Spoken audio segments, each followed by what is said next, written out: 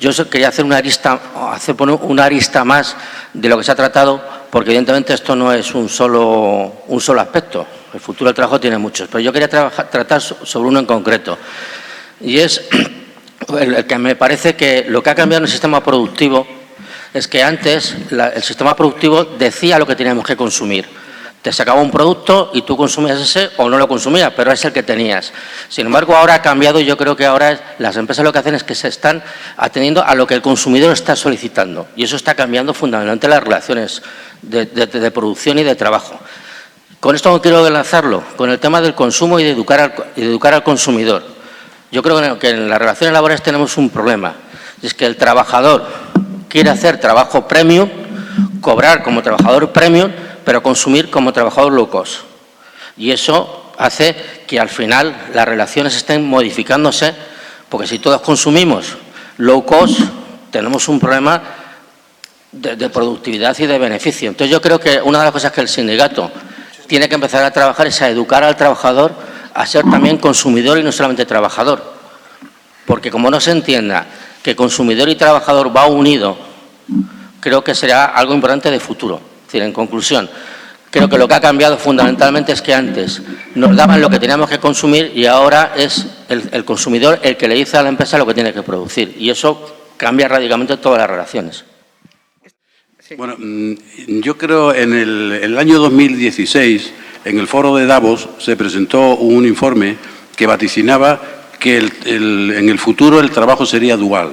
Es decir, un grupo de trabajadores de baja cualificación con unos salarios muy bajos y unos profesionales técnicos, expertos en determinadas materias muy demandados y tendría una alta remuneración.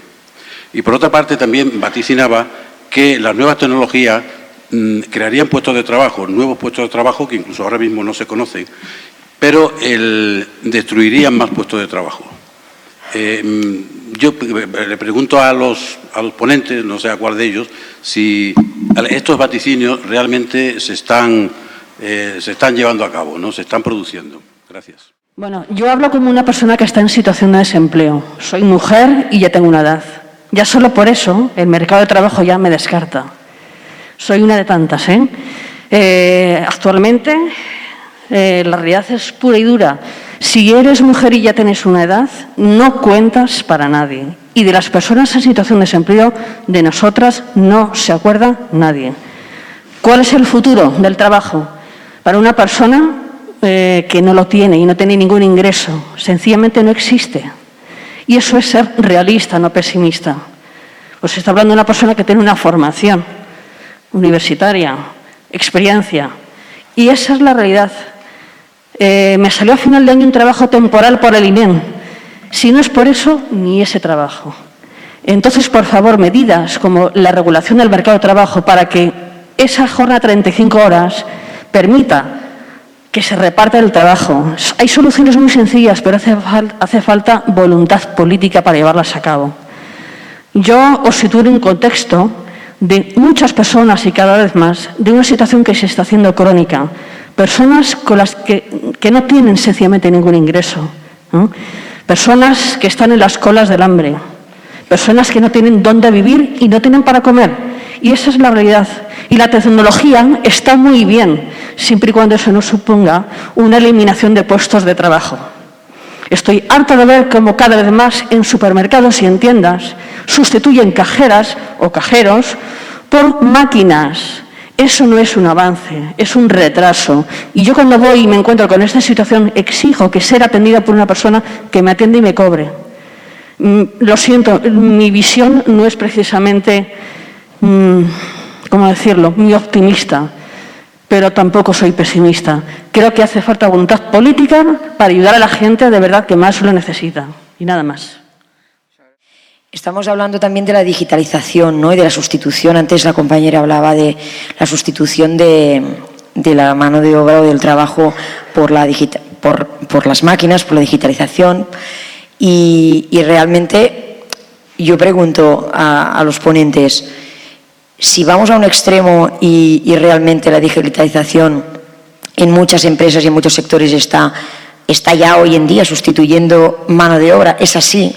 despiden con ERES a un montón de trabajadores y se usa la digitalización como argumento de todo, la digitalización de la sociedad, que ya no se necesitan personas que atiendan a personas, que ahora ya una persona puede atender a muchas más personas porque tenemos un campo virtual muy amplio y muy extendido, cada vez más, menos extendido de lo que nos dicen, pero dicen como argumento que está muy extendido, ¿no?, para justificar pues despidos. Y yo pregunto, la digitalización puede prescindir de mano de obra, pero el capital va a seguir siendo necesario para las máquinas, para la informática, para obtener todos los equipos productivos digitalizados. Y ahí se rompe un equilibrio entre el trabajo y el capital, ¿no? ¿Qué pasa con los trabajadores que, imaginémonos hipotéticamente, un mundo en el que la máquina puede sustituir muchísimo el capital, o sea, el trabajo, ¿no? Pero el capital no se sustituye. Cada vez se enriquecen más los poseedores del capital y cómo se reparte esa riqueza en trabajadores que cada vez son menos necesarios. Que sí que nos venden la película de que no, los trabajadores siempre serán necesarios porque siempre se necesitarán. Sí, bueno, pero en muchas empresas hemos vivido procesos en los que no es verdad. Los trabajadores que se han ido no vuelven ni se reponen. Por lo tanto, eso llevado al extremo te hace pensar en una perspectiva que cómo se soluciona ese equilibrio mundial en esa tesitura, ¿no? ¿Qué soluciones hay para reequilibrar esa descompensación, ¿no? ¿Qué tipo de políticas tecnológicas son las que permiten incrementar la productividad, incrementar el trabajo, la capacidad de incorporación al trabajo y los procesos de transición en el desarrollo de los cambios tecnológicos? Ahí hay todo un conjunto de retos de los cuales probablemente va a depender que el proceso actual sea un proceso que se convierta en un proceso social también de avance y de avance moral, o que se despliegue a partir de elementos realmente de reducción de costes y de poco valor añadido a la productividad. Sé que el profesor Costa ha trabajado en algunos de estos temas, pero me gustaría también que los sindicatos y los invitados aquí presentes de alguna forma reflexionaran sobre este papel de la digitalización y de las nuevas tecnologías que pueden convertirse en un factor de ayuda o pueden convertirse en un factor de realmente de desgaste social importante. Me gustaría saber cuál es su opinión al respecto. ¿Qué opinan ustedes sobre el abuso del hágaselo usted mismo? Es decir, esto que va usted a la oficina, hágaselo usted mismo. Es decir, que va uno a la oficina bancaria y allí, pues, todos muy ocupados y a usted no le atienden. Es decir, el trato personal ha sido perdido en este proceso de reconversión. ¿Les parece que ese es el futuro? No, la informática, haga usted la informática, pero vamos a ver cuánto tiempo tengo yo que dedicar a hacer algo que anteriormente un empleado lo hacía en la 10ª parte de tiempo. Es que mi tiempo no vale. Es decir, que estamos en una dinámica positiva o estamos en una dinámica negativa, donde estamos perdiendo trabajo para hágaselo usted mismo. La palabra que más he oído a todos ustedes es reparto. Veo que todos son de ideología marxista, socialista, socialdemócrata. Yo he estado 5 años en el paro. Yo he sido un parado de larga duración. Ahora trabajo para una agencia de marketing que buscamos clientes para digitalización. Qué casualidad de la vida. Y muchas empresas no se quieren digitalizar por el coste. Algunas lo pueden asumir, otras no las pueden asumir. El caso es que yo conozco mucha gente joven que se ha ido de España y veo aquí que mucha gente pinta canas. Votante que tarde o temprano morirá. No los quiero ofender. ¿Qué les dicen ustedes a sus nietos o a sus hijos aquello de, sí, hijo, estudia, colócate? Yo tengo un primo en Cardeñosa, en Ávila, que está forrado de ser fontanero. De cuando fue el boom de la construcción, nadie quiere ser fontanero, está forrado. Se han hecho 2 casas de él y mi prima. Y luego todos están yendo a Irlanda, que cobran un montón en Irlanda. Irlanda ha superado en renta per cápita a España. Luego está Elon Musk, el hombre más rico del mundo. Bueno, que de no tener nada creó la empresa, hay varias empresas en Estados Unidos. Y aquí, ¿cómo animamos a que venga el talento? Y si hay que repartir algo, yo les propongo que creen la fórmula para repartir la inteligencia y la gana de crear empresas. Porque también tengo amigos autónomos que crearon empresa y no quieren crear empresa más. Y también trabajé en una startup de un señor bastante inteligente que dijo, no vuelvo a montar en una empresa, que fue la empresa anterior antes de estar en la que estoy ahora. O sea, ¿cómo repartimos la inteligencia, las ganas de crear nuevos productos, de que la gente que es inteligente se quede en España y cree empresa? Muy brevemente, ¿no? Haciendo una reflexión sobre las cuestiones que se han planteado. En realidad, el tema de la digitalización y la creación o desaparición de puestos de trabajo es un tema muy debatido y que cada estudio te señala unas cifras completamente distintas, a favor y en contra. En todo caso, es cierto y es obvio que los procesos de automatización, de digitalización, están llegando a muchos sectores concretos y están haciendo desaparecer puestos de trabajo. La solución, en parte, ya se ha reseñado aquí. La reducción de la jornada es fundamental. Y también una regulación diferente respecto a los excesos que se están cometiendo todavía en la actualidad. La regulación de las horas extraordinarias, por ejemplo, en este país, no deja de ser vergonzosa. Es decir, duplicar jornada se sanciona en nuestro país de una forma muy débil. Por lo tanto, las sanciones no son en absoluto disuasorias. En segundo lugar, el tema de la protección de las personas. España, un país, como reseñábamos, de sueldos y salarios bajos, nos encontramos con que es el segundo país de Europa en el cual los trabajadores, es decir, aquellas personas que trabajan, y ya no digamos aquellos que no, se encuentran más cerca de la exclusión social, en los límites de la exclusión social. Es necesario, por lo tanto, un cambio a mayor protección, un cambio a un contrato social, un cambio a un Estado social, y para eso es necesario más medios, más recursos y más protección para las personas. Esos son los 2 elementos que son fundamentales. Bueno, por hacer la respuesta de todo, porque son muchos temas y es difícil. Aquí hay 2 cuestiones, tal y como lo veo yo. Está el debate de lo macro y el debate de lo micro.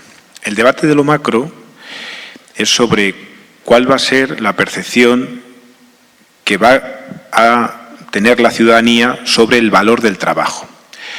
Y la cuestión de lo micro es cómo se va a desarrollar ese trabajo, a través de qué derechos, a través de qué jornadas, etcétera, etcétera. En lo primero, lo que yo he venido argumentando es que hay un debilitamiento de esa concepción del trabajo como un hecho vehicular. No que no sea necesario para mantener la renta de la persona, sino que está perdiendo fortaleza y la lleva perdiendo durante 100 años en un goteo permanente de que la gente pueda entender cómo hay otros hechos sociales que le permiten una vivencia en sociedad mucho más rica que el hecho del trabajo. Por ejemplo, el consumo, ¿no? Y lo vemos en los jóvenes. Por eso, a lo que comentaba la primera pregunta, el compañero, la diferencia que yo veo es que antes el hecho del trabajo te permitía crear tu derecho de consumo y ahora, sin embargo, los jóvenes tienen derechos de consumo antes que derechos laborales. ¿A través de qué? De las nuevas tecnologías, de los iPhone, etcétera, etcétera. Por lo tanto, su percepción a la llegada al mundo del trabajo y a ese trabajo macro es muy diferente a la que nosotros podíamos tener, porque lo que nos permitía tener, como coincido, esa habitación era el trabajo. Pero ya esa habitación se empieza a tener desde otra manera, porque fijaros, esto del metaverso que está creando Facebook, lo que hace es que la gente perciba una vivencia a través de una realidad paralela que ni siquiera es la física. Y hay una película que también recomiendo mucho, que es Matrix, no por las peleas que tienen, que son muy espectaculares, sino porque analiza de una manera muy visual cómo el ser humano se enfrenta a un sistema que no tiene rostro de persona, sino que tiene rostro de máquina, de digitalización, algo a lo que físicamente no pueda anclarse. Toda tecnología es un cambio que en lo macro mejora la realidad productiva de las sociedades en las que se experimenta. De hecho, todos los cambios tecnológicos han permitido ir avanzando en términos de producción y en términos de productividad, como antes se refería. Esto ha hecho una mejora de nuestros niveles de vida en términos generales. Ahora bien, ¿dónde están los problemas? Los problemas están en el macro, en el término de lo micro, es decir, cómo se permutan unos puestos de trabajo hacia otros puestos de trabajo en determinados, sobre todo, colectividades, colectivos o en determinados perfiles. ¿Por qué? Porque efectivamente uno de los términos que más se está trabajando ahora es el tema de la transición justa, de cómo hacer que la población y principalmente la clase trabajadora, los trabajadores y las trabajadoras no sufran un proceso de tecnificación, que ahora se llama digitalización, como se han producido los anteriores procesos. Pero no solo en el término de digitalización, porque si hablamos de la transformación ecológica, vemos también cómo la descarbonización, a la que nadie nos negamos, ni mucho menos, también está llevando verdaderas tensiones en algunos sectores productivos que van desapareciendo y que en esas determinadas comarcas no se generan los empleos que permitan a esas poblaciones tener una renta per cápita tan alta como se tenía. Por ejemplo, en el tema de las térmicas o en el tema ya bien conocido de la minería del carbón. Este es el problema al que hay que hacerse frente. Y lo que comentaba es que la situación no varía con respecto a otros anteriores cambios tecnológicos, porque primero se produce el cambio, después se lleva el efecto y después tenemos que ir por detrás recuperando esos derechos perdidos o ganando nuevos derechos en función de los nuevos factores que se vayan aplicando. Y a lo que decía una compañera allí detrás sobre qué pasa, desaparecerán los trabajadores, no desaparecerán los trabajadores, perdón, estamos separando, ¿verdad?, continuamente el micro. El problema no es tanto si desaparecen los trabajadores o no los trabajadores, y me explico bien. El problema es si el reparto de la riqueza va a seguir siendo como hasta ahora desde el primer elemento de la confrontación entre capital-trabajo. ¿Por qué? Porque menor número de trabajadores significa un menor número de reparto de la riqueza en ese primer elemento de confrontación o de factor entre capital-trabajo. Claro, si esto se produce así y se generaliza en el futuro hipotético una disminución del número de trabajadores en función de esa productividad, en función de las nuevas mecánicas, etcétera, etcétera, ¿cuál va a ser el reparto de la riqueza? ¿Qué va a pasar con esas, digámoslos entre comillas, grandes números de personas que deberían acceder al mundo del trabajo para tener una renta y que no pueden acceder a través de esa renta? Bueno, ¿qué es lo que está pasando en otros países y lo podemos ver con el tema de los repartos de la renta? Pues que en países del centro de Europa la compensación de estas cuestiones se hace a través de la dinámica del gasto público y por lo tanto cuando analizamos la renta del trabajo y luego analizamos la renta global vemos que una parte muy importante de la renta de las personas de determinado colectivo tiene que ver con el segundo reparto de la riqueza, que es la del gasto público. Ese es el debate. ¿Mejoremos con la técnica los rendimientos? Sí. Pero ¿cómo hacemos la distribución de la riqueza si, como decías, en un futuro el número de trabajadores es menor al que debería haber? Sí. Claro, este debate, que es un debate no solo de empleo, sino de modelo social y que después además afecta a las personas en su vida cotidiana, es muy difícil resumirlo en un minuto, ¿no? Pero volviendo a la Unión Europea, que parece para lo que me habéis traído aquí fundamentalmente, un dato que yo creo que puede ser significativo. Cuando yo empecé a trabajar en asuntos sociales en la Comisión Europea, de lo único que hablábamos era de condiciones de trabajo, de salario y de igualdad de trato entre hombres y mujeres, porque yo empecé a trabajar en el servicio que creó el concepto de igualdad de trato. O sea, fijaros que ahora nos parece como absurdo que eso hubiese que discutirlo, ¿no? Pues estábamos allí, ¿no? Hoy,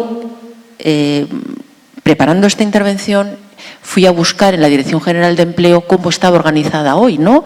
Porque es muy significativo cuando ves los organigramas de las organizaciones. Ya no hay unidad de igualdad de trato entre hombres y mujeres, por ejemplo.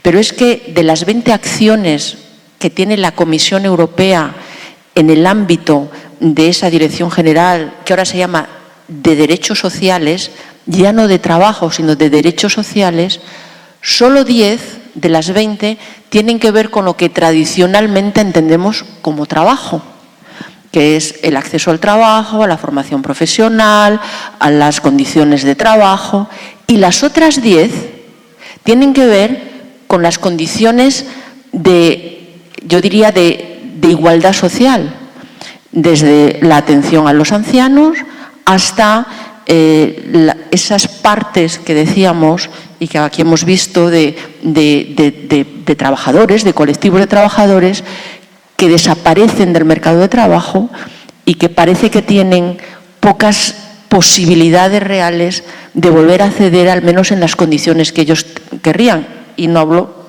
de tu colectivo, que es también muy significativo, ¿no? Eso quiere decir dos cosas. Que efectivamente algo está pasando en Europa, porque estamos hablando aquí del mundo, no, estamos hablando solo de Europa, solo de Europa. El mundo es muy grande y nada que ver con las condiciones en las que vivimos y trabajamos nosotros, ¿no? Que en Europa hay una conciencia de que hay un cambio casi de sociedad y que hace falta pensar en cómo haces crecer la red social, ese modelo que llamamos el modelo social europeo, que es un modelo socialdemócrata, por así decir, aunque sea en una economía liberal de mercado, es un modelo realmente socialdemócrata. Esa conciencia existe, los fondos están ahí, hablabais antes de los 20.000, 30.000, 50.000 millones, no saben los miles de millones, que extras, que no están del presupuesto ordinario, que son más a más, que están viniendo para paliar los efectos de la crisis y que en España se han dedicado fundamentalmente a esa red social de sostenimiento de un mínimo, digamos, vital. Eso es la Unión Europea, o lo que le pedimos a la Unión Europea y lo que la Unión Europea nos devuelve. ¿Cómo somos capaces de evolucionar de este estado, diríamos, de crisis social, de sociedad, a un nuevo modelo social de más igualdad, de mejor reparto de la riqueza, entre norte y sur, muy importante, entre sexos, muy importante, entre clases sociales? Es decir, que ahora creemos como que todo eso se acabó, ¿no? La lucha social, las clases sociales, los partidos políticos, eso es como del siglo XIX. No, no, no, es del siglo XXII.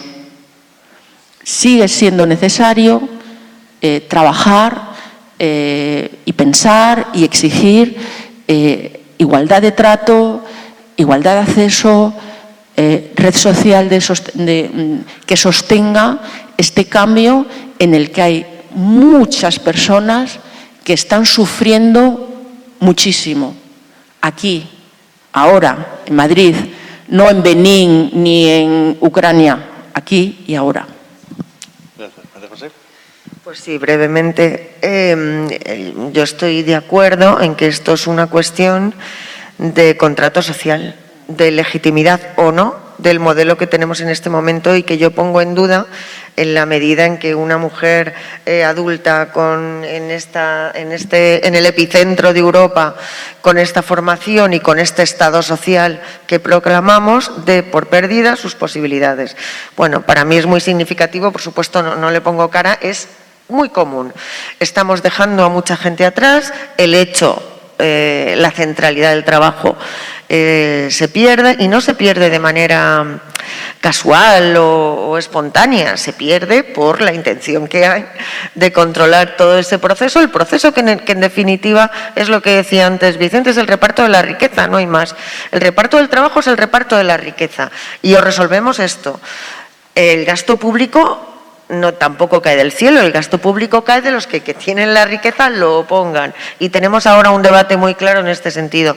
En mi opinión esto es, y ojo, que yo dudo mucho, creo que los procesos políticos, geopolíticos, luego claro, hablamos de Europa, el mundo es mucho más grande y a mí también me duele y creo que la reflexión debía partir para todos. Desgraciadamente, nuestra reflexión de hoy sobre si vamos a trabajar más o trabajar menos afecta a un núcleo muy pequeñito de la población mundial. En mi opinión, no debemos resignarnos, debemos pelear por de verdad un Estado social protector, democrático y de derecho. Y para eso, en mi opinión, y lo siento mucho, no basta con legislar, hay que intervenir legislando. Sí. las seis cuestiones, las 6 personas que han intervenido han planteado cuestiones realmente, digámoslo así, de enjundia, importantes, ¿no? Contestar a todos es difícil, aunque la cortesía llevaría un poco a dar alguna respuesta. Déjenme hacer una afirmación general que me vale después para lo que digo de forma rápida. Yo creo que tenemos que ir siempre con cuidado en la vida contra el fatalismo de creer que las cosas siempre van a peor o pueden ir a peor, ¿no? O el fatalismo de creer que determinado tipo de comportamiento o tendencia que ha sido mala en el pasado inevitablemente va a seguir mala en el futuro. Mi reacción siempre es contra el fatalismo. ¿Por qué lo digo? Porque tanto la economía, si quieren el capitalismo, como la tecnología pueden ser palancas extraordinarias para el bien, pero no necesariamente si se utilizan mal. Hay un libro que intenté recordar ahora, y para no sacar el teléfono otra vez no lo he hecho, pero que leí en mi juventud estudiante, que es de Heilbronner, un economista, historiador del pensamiento económico norteamericano, un poco de formación marxista, un libro que creo que se llama Visiones del futuro. Y él dice que hay 3 palancas básicas que determinan el movimiento de las sociedades. Dice, 2 son autónomas, son fuerzas autónomas. ¿Cuáles? Dice, el capitalismo, la economía, en ese sentido, y la tecnología. Y dice, hay una tercera fuerza que sin embargo esa es posible manejar desde la sociedad, dice la política democrática. Vuelvo, tecnología y economía no abocan inevitablemente a un fatalismo de pensar que esto van a deteriorar el progreso social, el progreso político o el progreso moral. No necesariamente. De hecho, después de una etapa terrible que fue desde el 19 al final de la Segunda Guerra Mundial, donde realmente la economía vino asociado a desigualdades tremendas, a pobreza, a abusos de todo tipo. Recuerden que a partir de la Segunda Guerra Mundial y de la Gran Depresión entramos en lo que se llama en historia económica los 30 gloriosos, los 30 años que siguen a la Segunda Guerra Mundial. Todo mejoró, absolutamente mejoró, y se crearon las grandes clases medias a los que hacía referencia algo. Algo comenzó a estropearse a partir de los años 80, pero no tiene que ver con la dirección de la tecnología y de la economía, tiene que ver con la política democrática. Según sea una u otra, esas 2 fuerzas producen resultados, a mi juicio, muy diferentes. Rápidamente, la señora que decía mujer y desempleada, yo creo que nuestro gran reto, nuestro gran desafío en las sociedades desarrolladas con democracia liberal y en particular en España, el gran desafío es mejores empleos para más personas, también mujeres, y en mayores lugares del país. Y ahí debemos ir con mucho cuidado de que la descarbonización no produzca efectos similares a los que produjo la desindustrialización de los años 80 y 90. Miren, yo a mi juicio, y como economista, sostengo que hay un derecho fundamental al trabajo, que la economía, la capacidad de la economía puede perfectamente soportar. El problema no es económico. Y creo que se va avanzando en términos de pilar social europeo, se ha ido introduciendo cada vez más, y en los últimos meses con más intensidad, la idea de garantía de empleo para algunos colectivos. Se comenzó con los jóvenes. Extender esa idea de garantía del empleo como un compromiso público con el empleo, en el sentido de que toda persona que quiera trabajar debe tener la posibilidad de hacerlo, debe ofrecérsele un contrato de condiciones dignas, mínimas si se quiere, pero dignas. Eso es posible, pero eso no lo impide ni la economía ni la tecnología. Eso es cuestión de la política democrática. La señora siguiente decía la tecnología que no sustituye empleo. Es que realmente la evidencia que tenemos no nos dice eso. Países muy automatizados, como Estados Unidos o Japón, son países que tienen un alto nivel de empleo.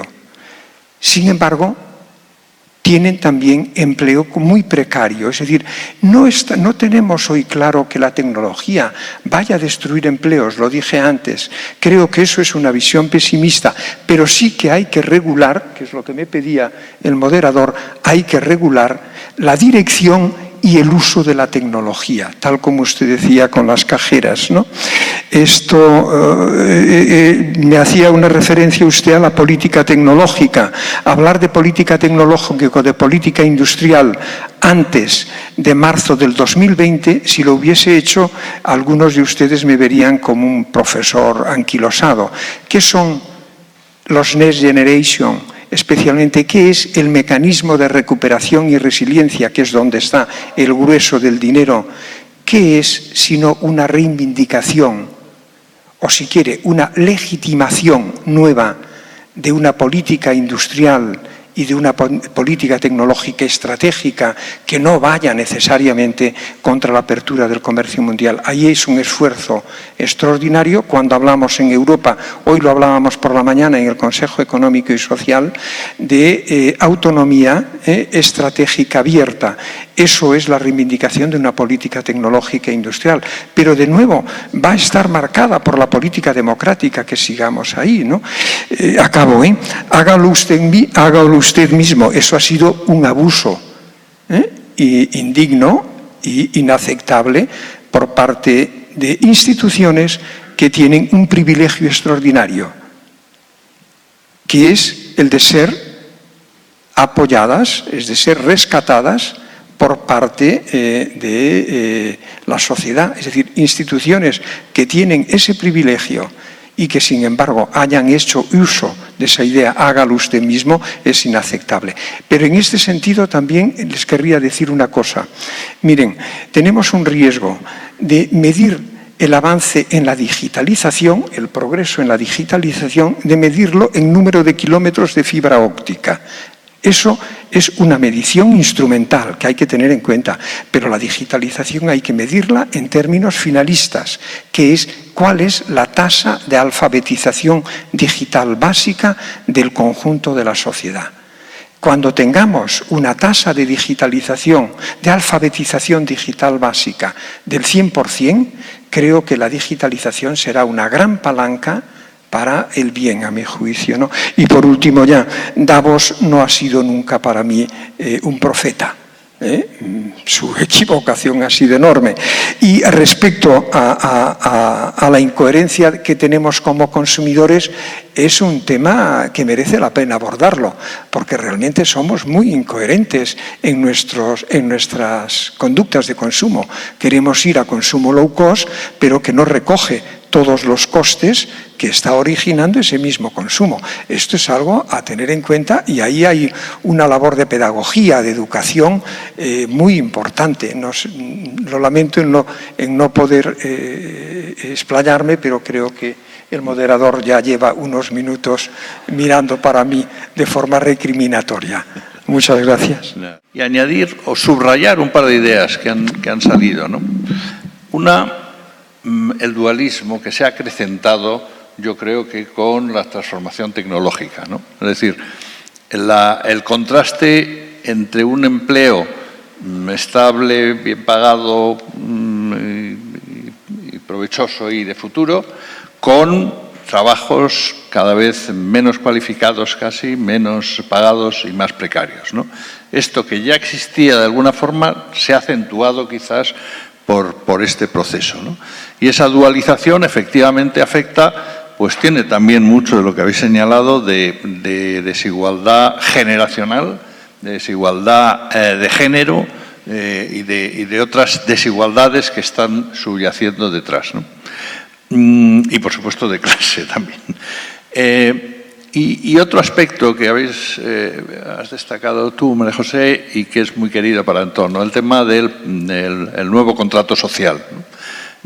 Yo creo que los 30 gloriosos años era porque existió un potente contrato social, como definís, el pacto de que nadie se quede atrás, ¿no? Y de que todos somos corresponsables del progreso de todos. Eso efectivamente se empieza a romper con toda la ofensiva neoliberal y hay una necesidad y hay un cierto clamor, yo creo, en recuperar un nuevo contrato social, ¿no? Donde este principio de que todos debemos ser corresponsables de todos, de ese seguro social, ¿no? A lo John Rawls, y la pandemia nos lo ha dejado ver, cómo personas que jamás pensaron que podían ser pobres, de repente se vieron incluso en las colas del hambre, ¿no? Es decir, que esa seguridad pues se ha truncado, hemos visto que estamos menos seguros de lo que creíamos y eso ha implicado, por tanto, pues yo creo que más gente se dé cuenta de la necesidad, no de un leviatán, pero sí de un Estado fuerte, de recuperar pues el valor de los impuestos como garantía de nuestros derechos, ¿no? Que si no hay impuestos, los derechos están escritos negro sobre blanco, pero realmente no son efectivos, ¿no? Entonces, todo esto va ligado, por supuesto, al trabajo, pero también pues ha habido mucha reflexión sobre la calidad de vida, ¿no? Y sobre el equilibrar el reparto de la economía de cuidados entre géneros, el de compatibilizar trabajo, ocio, familia, el de tantas cosas, ¿no? Y eso son reflexiones de futuro que también yo creo que es muy positivo que en Europa, como ha señalado, pues se haya pasado ya a términos cada vez más cualitativos, ¿no? de las condiciones de trabajo, y eso creo que es positivo, ¿no? Han quedado muchos temas, desde luego el de los jóvenes que están, primero, son los protagonistas del futuro por definición, y segundo, que están sufriendo crisis tras crisis, ¿no? Alguien ha hablado hasta de 5 crisis a lo largo de estos últimos 10 años. Y, por supuesto, todo el tema de desigualdad de género, el techo de cristal, la brecha salarial, etcétera, son temas que también pues hay que seguir trabajando para solucionar, ¿no?